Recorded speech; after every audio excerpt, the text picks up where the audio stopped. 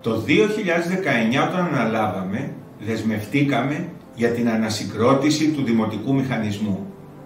Προχωρήσαμε στη στελέχωση με νέους επιστήμονες, εκλεκτούς συνεργάτες.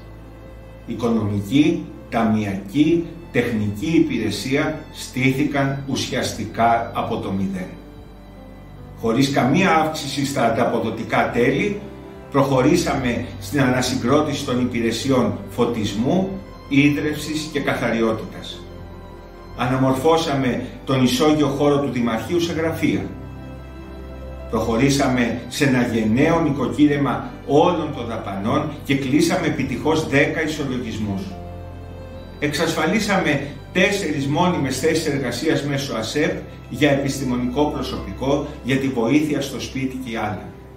Κατανείμαμε ισόρροπα και με διαφάνεια τα μικρά δημοτικά έργα σε όλους τους τοπικούς εργολάβους. Έτσι ανοίχθηκαν νέα αφημί.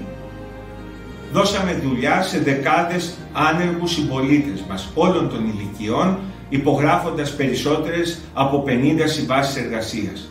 Και αυτός θα είναι ο κύριος στόχος μας στη νέα δημοτική θητεία. Με πολλή δουλειά και με όραμα προχωράμε στην ισχυροποίηση του Δήμου μας.